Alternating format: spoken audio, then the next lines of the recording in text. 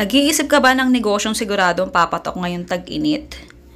O yung negosyo na patok, umulan man o umaraw? Kung naghahanap ka, malamang baka ito na ang sagot. Pagkahanda na atin ng lutuan, ayan, ilagay na natin yung isang pakete ng ube jelly powder. By the way, itong ginamit kong lutuan na, ayan, kaserola, die-cast yan, oo.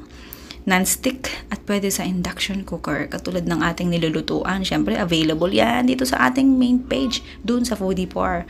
Pagkalagay ko ng ube jelly powder, ayan, naglagay din ako ng isang kutsara ng harina. Yung typical na nabibili sa palengke na harina, yun lang naman ang ginagamit ko, kaya rin na yun. Tapos, 2.5 cups ng tubig, tapos tsaka mo lang haluin. Oo, halo-halo lang. Pero wag mo nang sisindihan yung kalan mo ha. Kung gas range ang lutuan mo, carry yan, oo. Ayan, ako ang induction ng gamit ko, hinaan mo lang yung level nung apoy, yung init ha, okay? Tapos halo-halo lang. Pero kung muna sisindihan ha, oo, kailangan kasi lusaw muna lahat ng rekado, lahat ng dry ingredients. Kasi kapag ayan, sinindihan mo agad, hindi mo pa nahalo lahat ng rekado, magkakaroon ng buo-buo. Ayan, naglagay ako ng tig kalahating lata ng condensed milk at saka evaporated milk.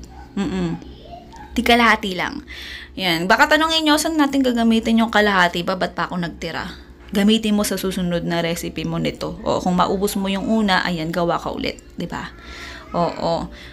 Ayan, haluin mo lang. Pagka nahalo mo ng maigi, sindihan mo na yung lutuan mo, yung kalan mo, o yung induction mo, ganun. Tapos pagka, ayan, habang hinahalo mo at sa tingin mo, ayan, namumuuna, ayan, pagka pinatulo mo, hindi na tumutulo ng ganyan, ayan, nag-i-stay na siya. At kapag pinatulo mo sa daliri mo, namumuo agad, go na yan, patayin mo na agad yung kalan mo.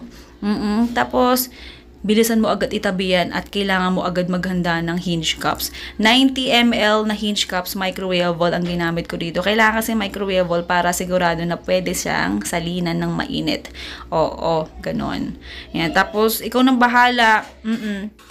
Kung saan mo, kung gaano karami yung isasalin mo bawat bawat container.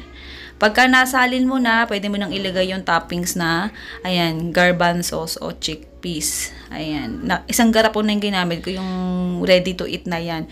Para lagay ka na lang ng lagay ng toppings. Pero nakadepende sa'yo kung anong toppings naman ang gusto mong ilagay.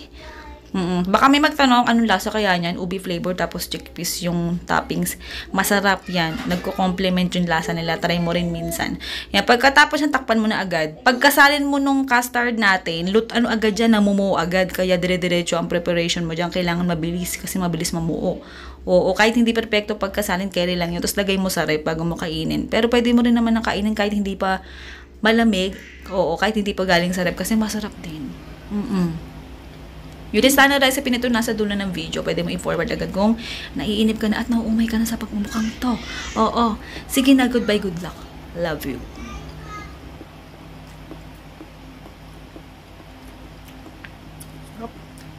Kahit hindi siya malamig, masarap.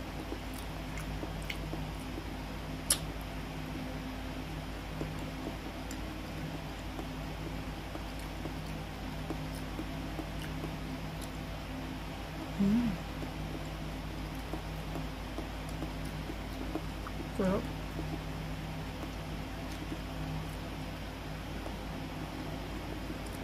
Bago sa panlasa.